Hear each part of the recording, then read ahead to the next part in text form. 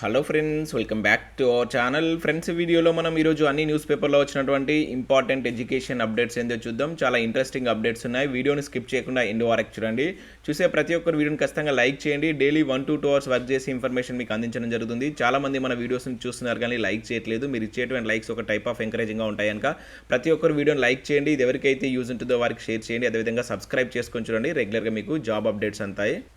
Friends, మన channel ద్వారా group 4 అదేవిధంగా ఎస్ఐ కానిస్టేబుల్ సంబంధించినటువంటి ఫుల్ వీడియో కోర్స్ అనేది జస్ట్ 500 రూపీస్కి అందించడం జరుగుతుంది 6 months వ్యాలిటీ తోటి. సో వీటికి సంబంధించినటువంటి ఫ్రీ కంటెంట్ కూడా మన యాప్లో ఉంది.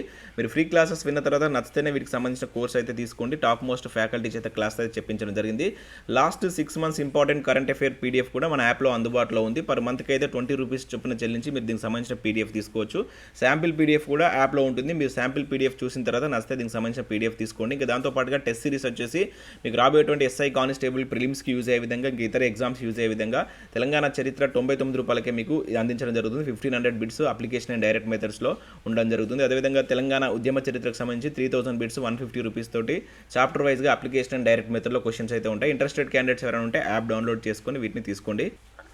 ఫ్రెండ్స్, ఈరోజు న్యూస్ పేపర్లో వచ్చినటువంటి అప్డేట్స్ కనుక చూసినట్లయితే మనకు ఫస్ట్ అప్డేట్ వచ్చేసి త్వరలో ఉపాధ్యాయుల రేషనలైజేషన్ అంటూ ఇక్కడ మనకు ఆంధ్రజ్యోతి న్యూస్ పేపర్లో ఒక అప్డేట్ అయితే చూడవచ్చు. సో దానికి సంబంధించి ఇక్కడ చూసినట్లయితే 1-2 రోజుల్లోనే హేతుబద్ధీకరణ ప్రక్రియ, జిల్లా యూనిట్గా ఉపాధ్యాయుల సర్దుబాటు, ఇప్పటికే ఆదేశాలు జారీ చేసినటువంటి ప్రభుత్వం, టీచర్ల నుంచి ముందుగా ఆప్షన్ల స్వీకరణ, సీనియారిటీ ప్రకారం స్థానచలనం, ఇకపై నెలవారీగా విద్యార్థుల ప్రగతి నమోదు అంటే ఇక్కడ మనం ఆంధ్రజ్యోతి న్యూస్ పేపర్లో ఒక అప్డేట్ అయితే చూడవచ్చు.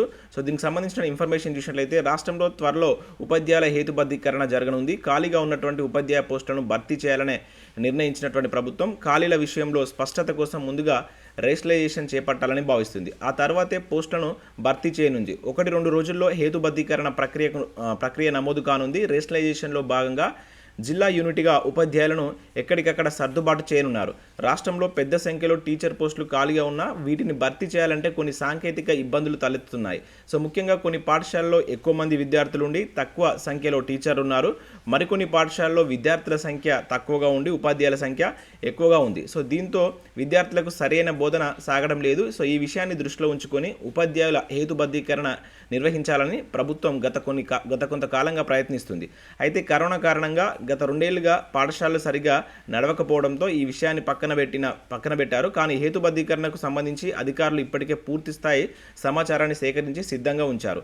అంటే రాష్ట్ర వ్యాప్తంగా ఏ పాఠశాలలో ఎంతమంది విద్యార్థులు ఉన్నారు, విద్యార్థుల సంఖ్య ఆధారంగా ఎంతమంది ఉపాధ్యాయులను హేతుబద్ధీకరించవలసి ఉంటుంది, ఆ విషయంపై పూర్తి స్థాయి నివేదికను రూపొందించారు. ఉపాధ్యాయుల సీనియారిటీ ప్రకారం రేషనలైజేషన్లో స్థానచలనం ఉంటుందంటే ఇక్కడ ఇవ్వడం జరిగింది. అదేవిధంగా ఖాళీలపై స్పష్టత రావాలంటే సో హేతుబద్ధీకరణ అనేది జరగాలి. సో అప్పుడే ఎన్ని ఖాళీలు ఉన్నాయి అనేది పర్ఫెక్ట్గా తెలుస్తుంది, ఏ పొజిషన్లో ఖాళీలు ఉన్నాయని తెలిసేటువంటి ఛాన్స్ ఉంటుందని చెప్పేసి అయితే ఇక్కడైతే ఇవ్వడం జరిగింది. సో దీని తర్వాతనే మనకు టీచర్ల నియామకాలకు సంబంధించి నోటిఫికేషన్ వెలువడతాయని చెప్పేసి అయితే ఇక్కడ ఆంధ్రజ్యోతిలో మనకు ఒక అప్డేట్ అయితే ఈరోజు రావడం జరిగింది. నెక్స్ట్ ఇక్కడ పోలీస్ ఉద్యోగాలకు సంబంధించినటువంటి ఒక మంచి ఆర్టికల్ అయితే చూడవచ్చు వెలుగు సక్సెస్ న్యూస్ పేపర్లో.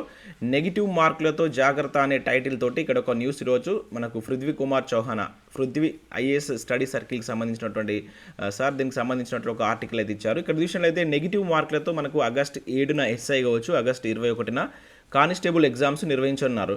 సో కొంతమందికి నెగిటివ్ మార్కులపై అనుభవం ఉన్న చాలామందికి అవగాహన లేదు. దీంతో రానున్నటువంటి పరీక్షల్లో విజయం సాధించాలంటే ప్రశ్నలు ఏ విధంగా అడుగుతున్నారు, ఎలాంటి జాగ్రత్తలు తీసుకోవాలని తెలుసుకుందామనేటువంటి టైటిల్ తోటి మనకి ఇక్కడ ఒక న్యూస్ అయితే ఇచ్చారు. సో దీనిలో ముఖ్యంగా ఆర్థమెటిక్ రీజనింగ్ కావచ్చు అండ్ ఆర్థమెటిక్ రీజనింగ్ సంబంధించి ఎట్లా మీరు ప్రాక్టీస్ చేయాలి, నెగిటివ్ మార్కులను ఏ విధంగా అధిగమించాలనేటువంటి కోణంలో ఇచ్చారు. అదేవిధంగా జనరల్ స్టడీస్లో ఎలిమినేషన్ మెథడ్లో ఏ విధంగా చేయాలి అండ్ దానికి సంబంధించి మీరు ఎటువంటి టిప్స్ ఫాలో కావాలి అంటే ఇక్కడ మంచి ఆర్టికల్ అయితే ఇవ్వడం జరిగింది. సో ముఖ్యంగా నెగిటివ్ మార్కులు ఉన్నప్పుడు చాలా జాగ్రత్తగా చేయాల్సి ఉంటుంది. మీరు గెస్ట్ చేసి కనుక పెడితే నెగిటివ్ ఎఫెక్ట్ అనేది ఎక్కువగా ఉంటుంది. సో అటువంటి విషయాలపైన ఎక్కువగా దీంట్లో చర్చించడం జరిగింది.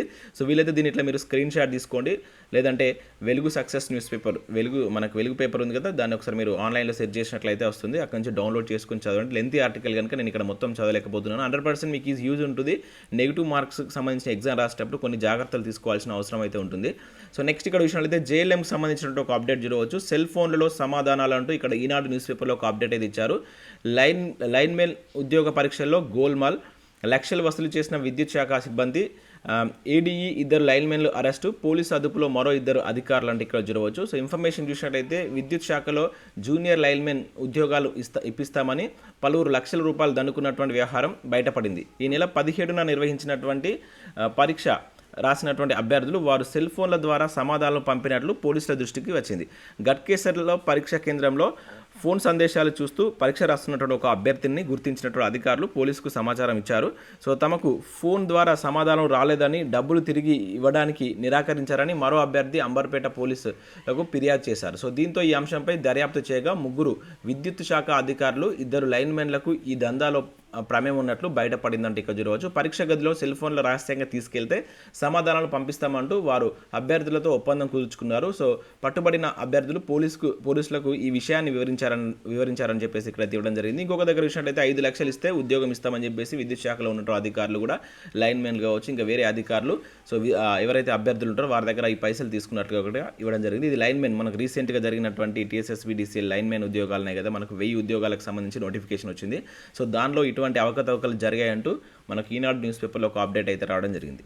సో నెక్స్ట్ చూసినట్లయితే 2440 పోస్టుల భర్తీకి గ్రీన్ సిగ్నల్ అంటూ చూడవచ్చు. వేర్వేరు జీవోలు జారీ చేసినటువంటి ఆర్థిక శాఖ టీఎస్ఎస్పీ ద్వారానే పోస్టుల భర్తీ అండ్ అదేవిధంగా అత్యధికం అధ్యాపక పోస్టులే 3 శాఖల్లో 2130 లెక్చరర్ పోస్టులు అంటూ చూడవచ్చు. సో నేను ఆల్రెడీ ఈవినింగ్ వీటికి సంబంధించి మనం 2 వీడియోస్ చేసాం. సో ఈరోజు దాదాపుగా అన్ని న్యూస్ పేపర్లో వీటికి సంబంధించిన అప్డేట్స్ అయితే ఇవ్వడం జరిగింది. ఏ జీవోస్ అనేది నేను ఆల్రెడీ మీకు నిన్నటి వీడియో కింద అయితే ఆ పీడిఎఫ్స్ ఇవ్వడం జరిగింది. ఒకసారి మీరు చెక్ చేయండి, అవే ఉంటాయి. కాకపోతే దీనిలో ఎక్కువగా మనకు విద్యాశాఖలో పోస్టులు అయితే భర్తీ చేయనున్నారు. వాటికి సంబంధించి అయితే ఇక్కడ మనకు ఫైనాన్షియల్ అప్రూవల్ అయితే వచ్చింది. దానిలో మనకు జైలుకి సంబంధించిన పోస్టులు అయితే ఎక్కువ ఉన్నాయి. ఇక్కడ వచ్చి అధ్యాపక పోస్టులే ఎక్కువ అని చెప్పేసి ఇచ్చారు. వాటికి సంబంధించినటువంటి డీటెయిల్స్ ఈరోజు నమస్తే తెలంగాణ న్యూస్ పేపర్లో పోస్టులకు సంబంధించి ఏ పోస్టులు ఎన్ని ఉన్నాయనేటువంటి క్లియర్ కట్ డీటెయిల్స్ అయితే ఇచ్చారు.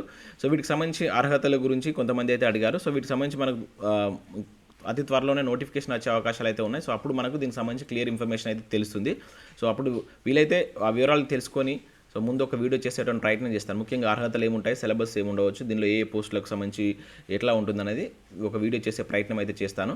నెక్స్ట్ ఇక్కడ చూసినట్లయితే రామానంద తీర్థలో నిరుద్యోగులకు ఉచిత శిక్షణ అంటూ చూడవచ్చు. రాష్ట్ర పంచాయతీరాజ్ గ్రామీణాభివృద్ధి శాఖల పరిధిలో స్వామి రామానంద తీర్థ గ్రామీణ సంస్థలోని మేధా చారిటబుల్ ట్రస్ట్ సహకారంతో తెలంగాణ అండ్ ఏపీలో నిరుద్యోగ యువతకు ఉపాధి ఆధారిత సాంకేతిక శిక్షణ కార్యక్రమాలను హాస్టల్ మరియు భోజన వసతితో పాటు ఉచితంగా కల్పిస్తున్నట్లు ఇక్కడైతే ఒక అప్డేట్ ఇవ్వడం జరిగింది. సో దీనికి సంబంధించి ఎలక్ట్రీషియన్ కావచ్చు, solar system installation and tailoring and అదేవిధంగా ఇటువంటి కొన్ని సాంకేతిక వాటిలో ఉచితంగా శిక్షణ ఇచ్చేందుకు రామానంద తీర్థ సొసైటీ అయితే ముందుకు రావడం జరిగింది. దానికి సంబంధించి ఇక్కడ కొన్ని డీటెయిల్స్ ఇచ్చారు. మీకు ఏమైనా డౌట్ ఉంటే ఈ ఫోన్ నెంబర్లకు కాల్ చేసి డౌట్స్ని మీరు క్లారిఫై చేసుకోవచ్చు. 18 నుంచి 25 సంవత్సరాల మధ్య ఏజ్ అయితే ఉండాలి. సో వాటికి సంబంధించిన అర్హతలు ఇవన్నిటి గురించి ఒకసారి మీరైతే ఫోన్ చేసి నచ్చితే వీటికి సంబంధించి మీరు ఉచిత కోచింగ్ అయితే తీసుకోండి. ఇక పోటీ పరీక్షలు రాసే దివ్యాంగులకు కూడా ఉచిత శిక్షణ అంటూ చూడవచ్చు. సో ఆల్రెడీ సెలెక్ట్ చేసినటువంటి వాటి గురించి అప్డేట్ అయితే ఇచ్చారు. 1300 మందిని ఇక్కడ దరఖాస్తు చేసుకోక వీరిలో 700 మందిని జిల్లాల వారీగా స్టడీ సర్కిల్లో సర్దుబాటు చేశామని చెప్పేసి ఇది ఒక అప్డేట్ మనం ఇక్కడ చూడవచ్చు.